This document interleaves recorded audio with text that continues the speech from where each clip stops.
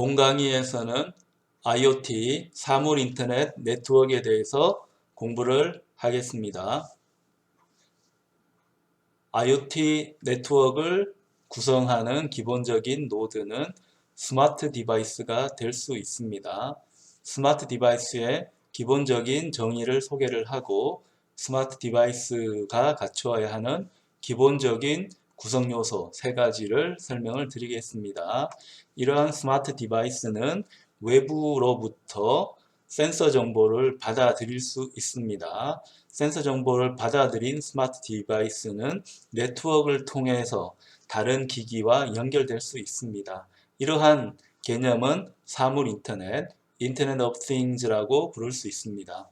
자, 이런 IoT 네트워크가 어떤 의미를 가지는지, 정의는 뭔지, 그리고 IoT 네트워크가 사용되는 곳은 어딘지에 대해서 개괄적으로 공부를 하겠습니다.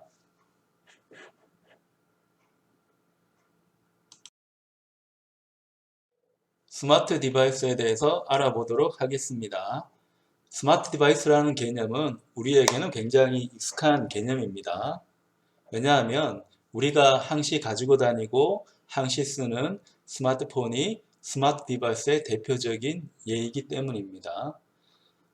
스마트폰은 스마트라는 단어와 폰이라는 단어의 합성어입니다. 스마트폰은 어떤 측면 때문에 이러한 이름을 가지게 된 걸까요? 일반적인 전화기에 스마트라는 개념이 붙었기 때문에 스마트폰이라고 합니다. 스마트는 뭘 통해서 이룰 수 있는 개념일까요? 바로 컴퓨터입니다.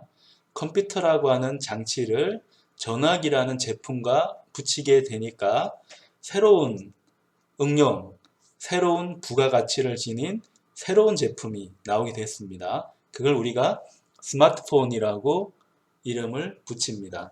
이 스마트폰은 현재 우리 생활을 많이 바꾸고 있습니다. 앞으로도 바꿀 것 같습니다.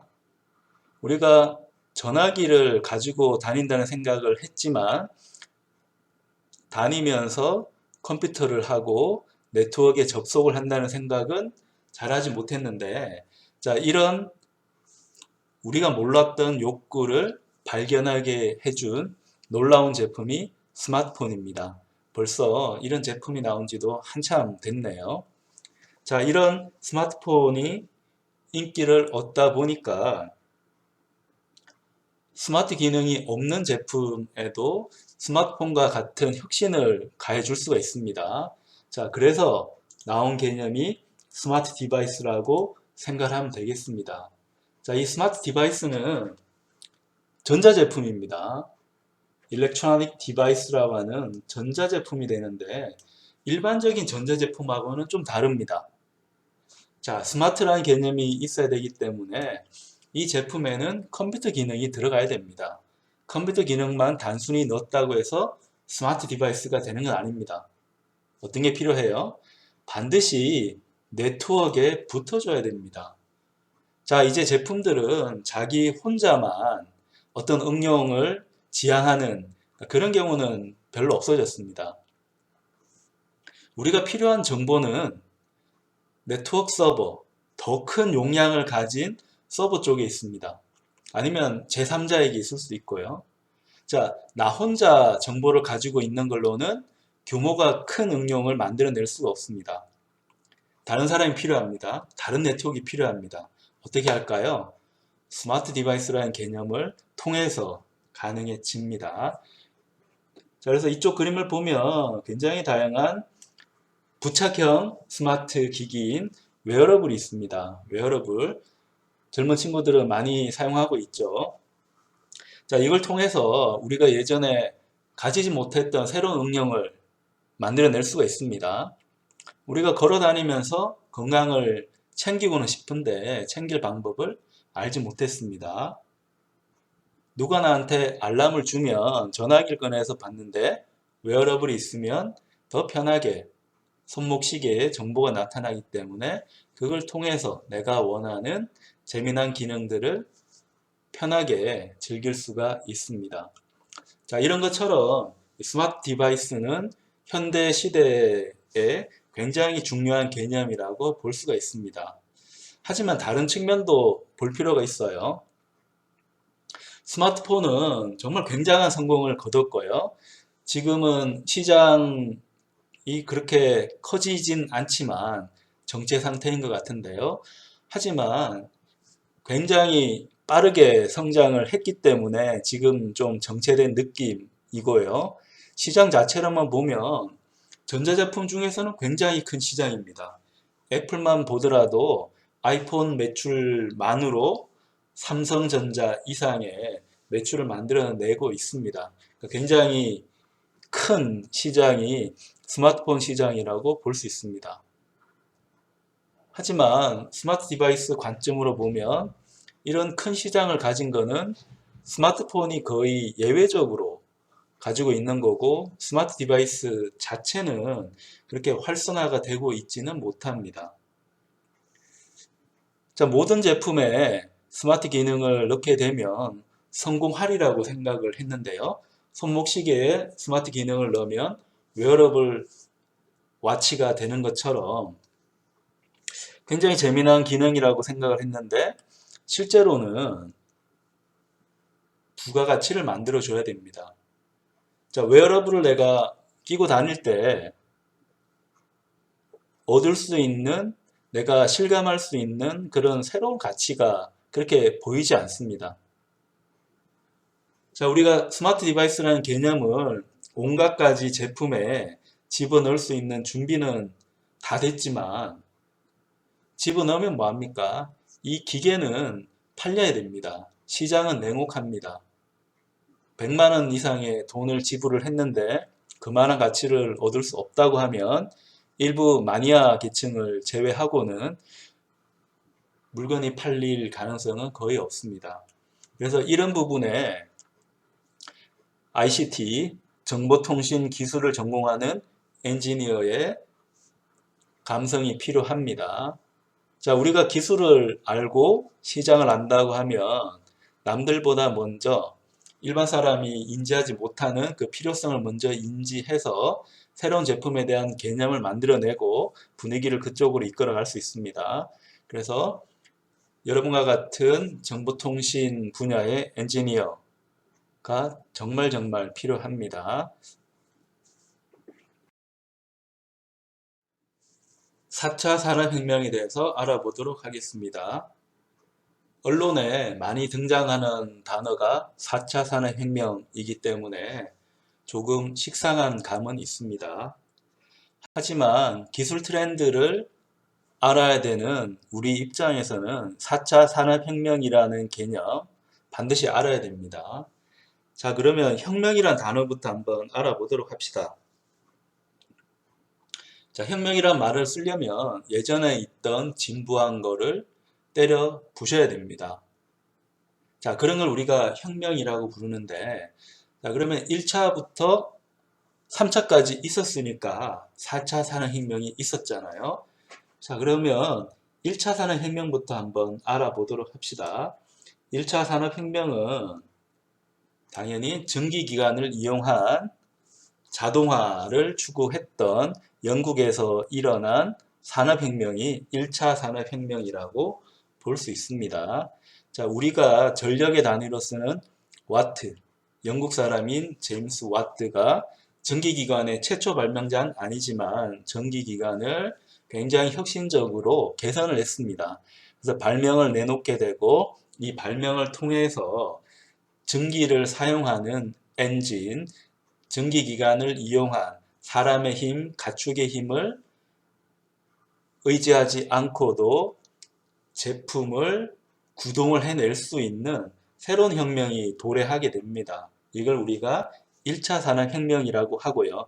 그래서 1차 산업혁명이 부순 개념은 움직이거나 생산을 하려면 사람이나 가축의 힘을 의지를 해야 되는데 1차 산업혁명에서는 전기기관이라고 하는 새로운 발명품을 통해서 사람이나 가축의 힘을 의지하지 않고도 에너지를 가진 물질을 이용을 해서 자동으로 기계를 돌릴 수가 있게 됩니다. 자, 이런 부분을 우리가 1차 산업혁명이라고 부르게 됩니다. 2차 산업혁명부터는 약간의 논란의 여지는 있지만 이렇게 그림에서처럼 대량 생산이라고 볼 수도 있을 것 같습니다. 자, 2차 산업혁명은 대량 생산을 통해서 물건들이 일반 대중에게도 원활하게 공급되는 체제라고 볼 수 있습니다. 대량 생산 체제는 미국 쪽이 중심이라고 봐야 되겠죠. 대량 생산의 대표 주자가 헨리 포드가 제안했던 자동차 생산 개념이기 때문에 이 발표 자료에서도 자동차 그림이 2차 산업혁명의 대표로 올라가 있는데요. 자동화를 해서 물건을 만들기는 했지만 여전히 제품 생산 단가가 높았기 때문에 자동차와 같은 고가 제품은 일반 사람이 접근해서 물건을 사기는 꽤 어려웠습니다. 자, 이걸 대량 생산의 개념을 접목하게 되는데요. 대량 생산 개념이라고 하는 거는 내가 물건을 만들 때 나사 하나부터 전체 골격까지 전부 다 나 혼자 만들 수 있습니다. 근데 그렇게 하면 효율적이지 않고 인간의 능력은 한계가 있기 때문에 품질 면에서도 우수할 수가 없습니다. 이걸 분업화 하자는 겁니다. 더 나아가서 자동차를 만들 때도 자동차를 한 명이 다 만드는 게 아니고 분업화해서 단계별로 여러 사람 배치를 해서 물건을 생산하자는 겁니다. 자, 그렇게 생산을 해보니까 어떤 일이 일어났는가 하면 이 값비싼 자동차가 일반 사람들이 쓸 수도 있을 수준으로 가격이 내려간 겁니다. 지금도 이건 마찬가지입니다. 우리가 만약에 스마트폰을 혼자 만든다고 하면 100만 원이라는 금액 안에서 만드는 것은 불가능합니다. 만들어낼 수가 없습니다. 근데 이걸 제품을 수억 개 대량 생산을 한다고 하고 각종 분업화를 통해서 물건 조달을 하게 되면 100만 원대의 스마트폰을 만들어낼 수가 있습니다. 이런 개념이 2차 산업혁명의 혁신적인 개념이라고 볼 수 있겠습니다. 자, 그래서 2차 산업혁명은 어떤 개념을 보셨는가 하면 물건을 생산할 때 나 혼자 제품을 다 생산하겠다라고 하는 이 개념을 부시고 효율적인 방법으로 업무를 분담해서 많이 생산을 하게 되면 제품별 단가는 생산량에 따라서 내려가기 때문에 제품을 더 많이 팔 수가 있고 산업도 대형화가 돼서 국가 경쟁력도 올라갈 수 있다는 발견을 한 게 2차 산업혁명이라고 생각을 할 수 있습니다. 3차 산업혁명은 우리가 논란의 여지 없이 컴퓨터 혁명입니다. 정보혁명입니다. 원래 컴퓨터는 어디에 썼던 물건인가요? 이름에도 알 수 있듯이 계산하려고 만든 기계입니다. 자, 3차 산업혁명에서 이전 개념을 부신 거는 계산 과정, 어떤 일을 하는 절차를 관리하는 과정. 자, 이런 거는 사람이 할 수밖에 없는 고등적인 개념이었다고 생각을 하면 컴퓨터가 등장함으로써 사람이 하는 이 지능적인 활동을 계산 과정을 기계인 컴퓨터가 할 수 있게 된 겁니다. 3차 산업혁명은 컴퓨터 혁명, 정보혁명이라고 부를 수가 있습니다. 그래서 이 컴퓨터를 이용해서 다양한 상업적인 일들을 만들어냈는데 이 업무를 이제 컴퓨터를 이용해서 자동화를 하고 계산을 자동화를 하고 회계 시스템을 자동화를 하고 이런 걸 이제 많이 하다가 컴퓨터끼리 통신을 할 필요도 생겼습니다. 자, 그 컴퓨터끼리 통신을 하기 위해서 여러 방법이 제안이 됐지만 지금은 인터넷이라는 개념으로 다 통일이 됐습니다. 그래서 인터넷을 통해서 컴퓨터들이 연결이 되어서 이 3차 산업혁명을 더 가속화 시켰는데요. 자, 그 다음 개념으로 나온 게 4차 산업혁명입니다. 4차 산업혁명은 사물인터넷을 이용한 혁명이라고 볼 수 있습니다. 하지만 더 근본적으로는 4차 산업혁명은 데이터 혁명입니다.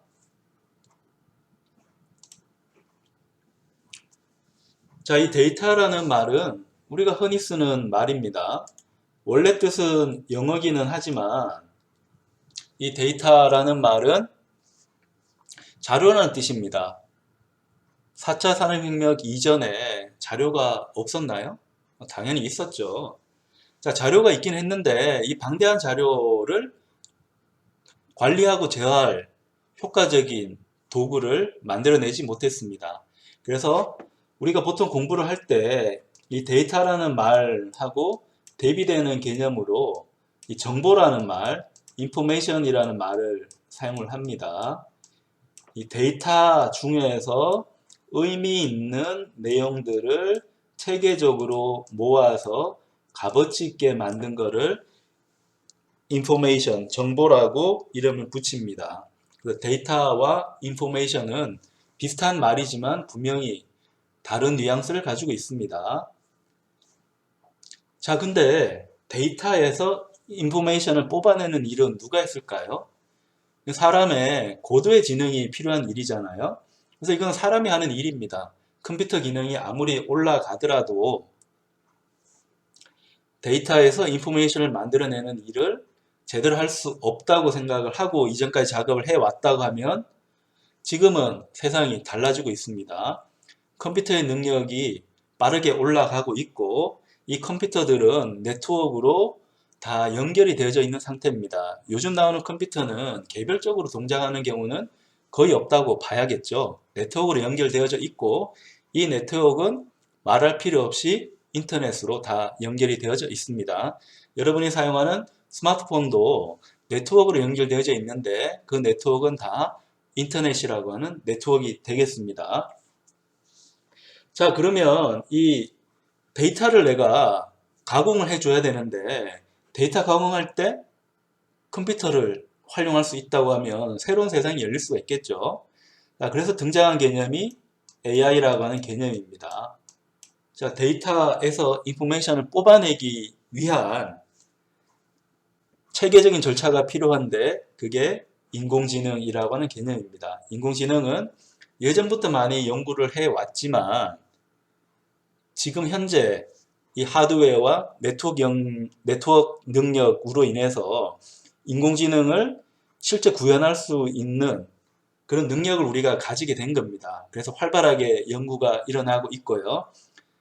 4차 산업혁명이라고 하면 인공지능을 보통 이제 생각할 수밖에 없는 게 이런 이유라고 생각을 합니다. 하지만 근본적으로는 4차 산업혁명은 데이터에 대한 혁명입니다. 데이터가 없다고 하면 인공지능을 쓸 필요는 거의 없다고 보면 됩니다. 의미 있는 정보를 내가 찾아내기 위한 사람에 의지하지 않고 기계를 이용한 자동화라고 하면 인공지능이 들어갈 부분이 생기는 거라 볼 수 있습니다. 근데 인공지능이 처리를 하려고 할 때 사실 뭐가 필요합니까? 데이터가 필요하죠. 자, 데이터에서 인포메이션을 바꾸기 때문에 데이터가 없다고 하면 인공지능이 할 수 있는 일도 줄어들겠죠. 그래서 4차 산업혁명에서는 AI와 따라붙는 게 IoT라고 하는 개념입니다. 이 IoT를 합쳐서 4차 산업혁명의 쌍두마차라고 생각을 할 수 있습니다. 이 IoT는 일반적인 기기에 스마트 개념을 붙여서 다양한 정보를 수집하고 수집된 내용을 네트워크화해서 중앙 서버 쪽으로 전달을 하는 개념이 사물인터넷 IoT가 되겠습니다. 자, 그러면 이 IoT에서 모은 다양한 정보를 네트워크로 전달을 하고 그 전달된 개념은 인공지능 AI를 이용해서 데이터, 굉장히 많은 데이터, 그러니까 요즘은 빅데이터라고 하죠. 이 빅데이터에서 필요한 정보를 뽑아내서 값어치를 만들어주는 이런 새로운 개념의 산업들이 이제 나타나고 있고, 자, 이 것들에서 힌트를 얻어서 만들어낸 개념이 4차 산업혁명이라고 볼 수 있습니다. 요즘은 여기에 이제 부가적으로 사물 인터넷에서 정보를 서버 쪽으로 전달해야 되는데, 예전 방식처럼 중앙 서버에 이제 전달을 할 거냐, 아니면 분산 네트워크 쪽으로 갈 거냐 하는데, 그 분산 네트워크로 가게 되면 이 정보가 제대로 된 건지 검증을 해야 되잖아요. 그 검증을 하기 위해서 요즘은 여기에 부가적으로 또 붙는 개념이 블록체인이라는 개념이 붙게 됩니다. 블록체인을 이용해서 IoT가 만든 다양한 이 정보들에 대한 신뢰성을 높이려고 하는 시도가 있고요. 그래서 AI, IoT, 블록체인 같은 게 4차 산업혁명의 아주 중요한 개념으로 우리 앞에 대두가 되고 있습니다.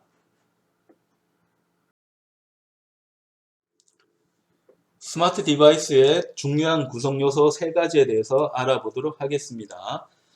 스마트 디바이스는 일반적인 소자에 스마트 개념을 집어넣는다고 했는데, 스마트 개념을 집어넣으려고 하면 필수적인 게 CPU입니다. CPU는 컴퓨터의 두뇌에 해당되는 거고, 중앙 처리 장치라고 이름을 붙입니다. 영어로 하면 Central Processing Unit이 되고, 이 앞자를 따서 CPU라고 이름을 붙이게 됩니다. 스마트 디바이스가 굉장히 광범위하게 사용되는 개념이기 때문에 CPU를 만드는 회사들도 굉장히 이제 행복해하고 있을 것 같습니다. 이 CPU 쪽에 절대적인 강자는 인텔입니다. 인텔은 D램이라는 메모리 소재의 원천 특허를 만들어낸 회사이기도 하고, CPU의 원천 특허를 가진 회사이기도 합니다. 반도체 소자 부분에서 절대적인 강자가 인텔입니다. 인텔은 PC 시절, 서버 시절에도 이 CPU 부분에서 절대적인 강자로 군림하고 있고요. 지금도 CPU 쪽에서는 최고 성능의 CPU를 상업적으로 생산해내는 업체는 인텔이라고 생각을 할 수 있습니다. 하지만 이렇게 기술력이 있고 강한 인텔이라 하더라도 시대 흐름을 제대로 읽지 못하면 미래가 암울해집니다. 인텔의 경쟁자는 AMD라고 생각할 수 있겠지만, 사실 인텔이 두려워하는 회사는 영국에서 출발한 ARM이라고 생각을 할 수 있습니다. ARM이라는 회사는 인텔이라는 회사와 비슷하게 CPU를 설계하는 회사입니다. 근데 인텔은 반도체 설비를 가지고 CPU까지 직접 만들지만, ARM은 반도체 설계만 하고 이 설계 도면을 삼성이라든지 다른 회사 쪽에, 반도체를 제작할 수 있는 회사 쪽에 이 설계도를 넘겨줘서 사업을 벌리는 회사라고 볼 수 있습니다. 그래서 인텔에 비해서는 경쟁력이 좀 부족하다고 이렇게 언뜻 볼 수도 있을 것 같은데, 전혀 그렇지 않습니다. ARM이 집중을 한 부분은 인텔이 강자로 있던 시장이 아닙니다. 인텔은 일반적인 데스크탑, 랩탑, 서버 쪽에 들어가는 CPU를 위한 기술들을 개발했다고 하면, ARM은 소형 소자, 스마트 디바이스에 들어가는 CPU를 개발하기 위해서 노력을 한 회사입니다. 그 수십 년 동안의 노력이 결실을 이루어서 지금은 인텔의 아성을 위협하고 있습니다. 인텔이 지금 가장 골머리를 아파하고 심각한 경쟁자로 생각하는 것은 ARM이라고 볼 수 있습니다. 그럼 CPU라고 하면 똑같은 게 아닌가 이렇게 생각할 수 있겠지만, 소형 소자, 스마트 디바이스에 들어가는 CPU는 특성이 다릅니다. 일반적인 데스크탑 PC는 전력을 충분히 공급받을 수가 있습니다. 그래서 일반적인 CPU에서 중요한 거는 얼마나 빠르게 계산을 하는가. 그래서 CPU의 속도가 굉장히 중요한 지표가 됩니다.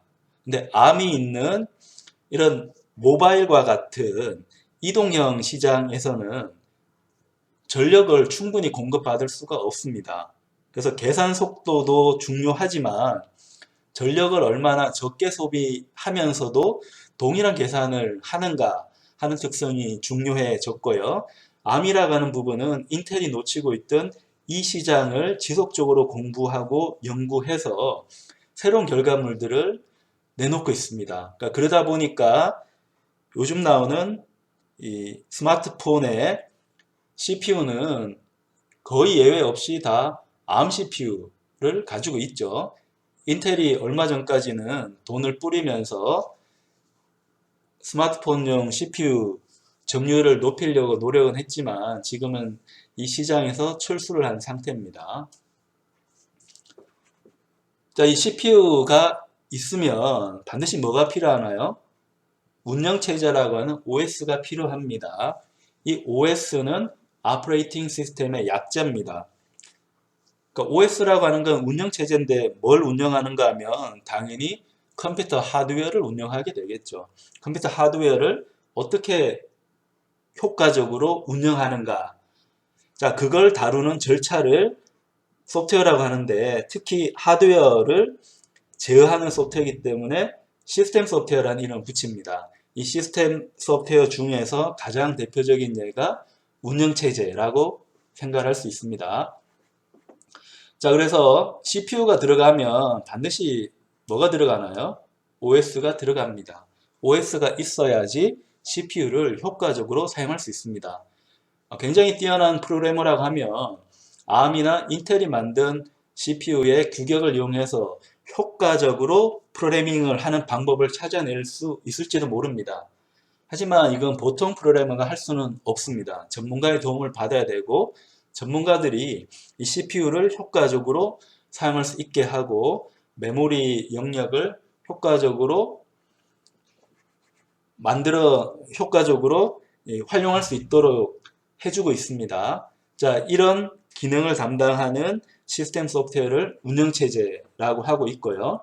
요즘은 운영체제는 PC용 운영체제도 있겠지만 모바일 운영체제가 또 대세입니다. 모바일 운영체제는 데스크탑 운영체제랑은 다르게 전기가 충분히 공급되지 않습니다.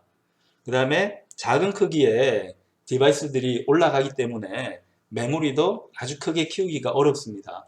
그래서 모바일 운영체제는 배터리 한계가 있고 메모리 한계가 있습니다. 자, 이런 나쁜 조건 하에서도 일반 데스크탑 PC를 쓰는 것처럼 장치들이 구동이 되어줘야 됩니다. 거기에 특화된 운영체제를 모바일 운영체제라고 볼 수 있습니다. 그 다음에 RTOS라고 하는 리얼타임 OS라는 것도 있고요. 사용자가 입력을 줬을 때 실시간으로 반영할 수 있도록 운영체제를 개발을 한 걸 RTOS라고 이름을 붙입니다. 그러니까 이런 운영체제도 있다는 거 알아두기 바라고, 그 다음에 운영체제를 이용해서 사용자랑 인터페이스 할 때 UI, UX라는 개념도 굉장히 중요합니다. 자, 일반 사람들은 프로그래머만큼 운영체제를 잘 활용하지 못합니다. 근데 이런 기본적인 지식이 약간 부족한 사용자라 하더라도 운영체제의 좋은 기능들을 사용을 해서 이 스마트 디바이스에 있는 하드웨어를 효과적으로 사용할 수 있도록 해주는 개념이 UI, UX라고 볼 수 있습니다.